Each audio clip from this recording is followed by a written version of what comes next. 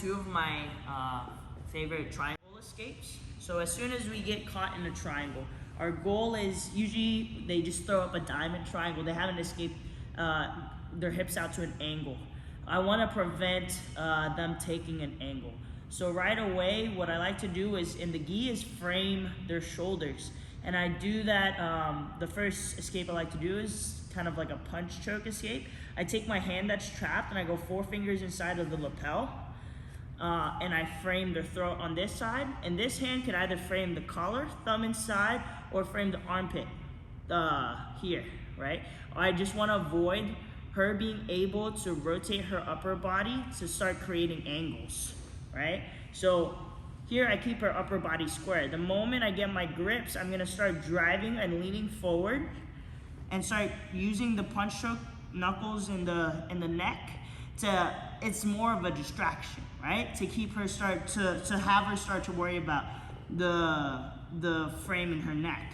And as I do that, I'm gonna start coming up and bring my knee on the same side as my trapped arm and wedge it inside of her hip, like so, okay? So now what this does is it makes it hard for her to escape out to the angle that she needs to finish the triangle. And I'm giving myself more space here with my neck and my shoulder.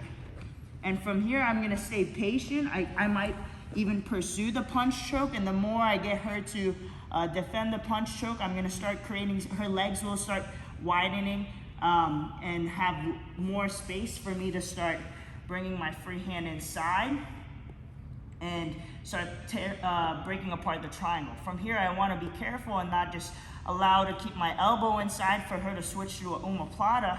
So I have to make sure I start posturing up or bringing my elbow behind the knee to clear, right? One more time. I'm here, I frame the shoulders right away, and I'm working to keep my head relatively postured, right? I want to avoid her from being able to escape out towards her angle. 4 fingers inside on the trapped arm, and the other hand could just frame however, on the collar or on the armpit. Drive forward, and then as I drive forward, I wedge the same side knee in the hip, okay? I'm pursuing the punch choke here, right? I might stay here for a while, and I'm using my back leg to keep her hips up, right? The more I wait here, it's gonna be harder and harder for her to get out to her angle. Her legs will start coming apart, and now I can start working to free and finish, okay? Let's do it from the back side so you can see the legs.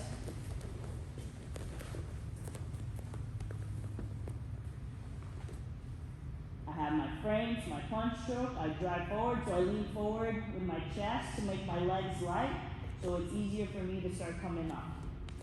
And then I wedge. I use my back knee as a wedge, and here and here. Drive forward, using my free hand, and free escape the triangle. A second escape I like to do, it's like a last minute escape. Maybe I go for the punch choke, and before I'm able to wedge my knee inside, she starts bringing her hips on top of my knee.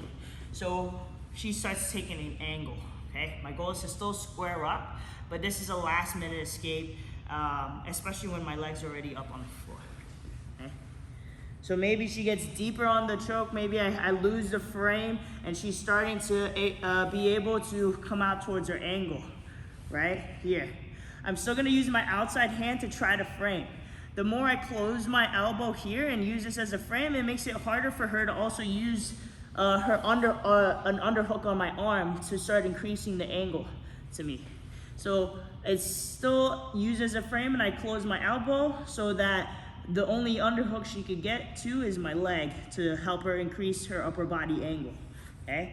I'm gonna start going to posture up or come up towards my legs, whether it's just driving forward and coming up, or I step one leg up at a time.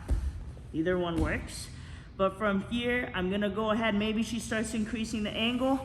I'm working to square back up. I need to have one wedge or my same side leg as my trapped arm cover the same side hip, okay? So she can't keep escaping her hips out. At this point, instead of going for the punch choke because she knows it's coming, right, that escape is coming, I'm gonna go ahead and drop to my butt and immediately throw my legs over top, right?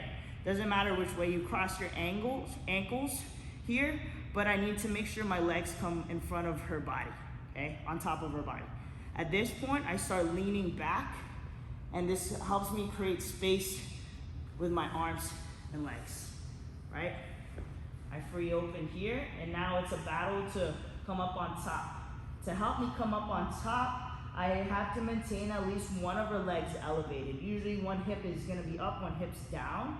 I'm probably gonna lose the battle on the bottom hip touching the ground, but I could keep this top foot elevated. So I keep it, I can just grab the pants and clamp down with my elbow, right?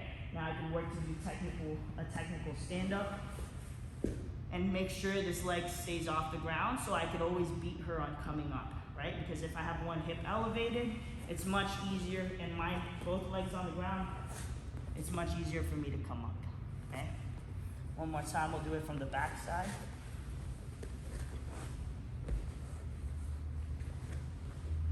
Here, I go ahead on my frame, I can push up and stand up, or I can just step one leg at a time, right? I'm gonna start sitting back, throw my legs over the top, okay? Lean back, continue to lean back. As the lock gets lighter or looser, then I can start using my hands to free.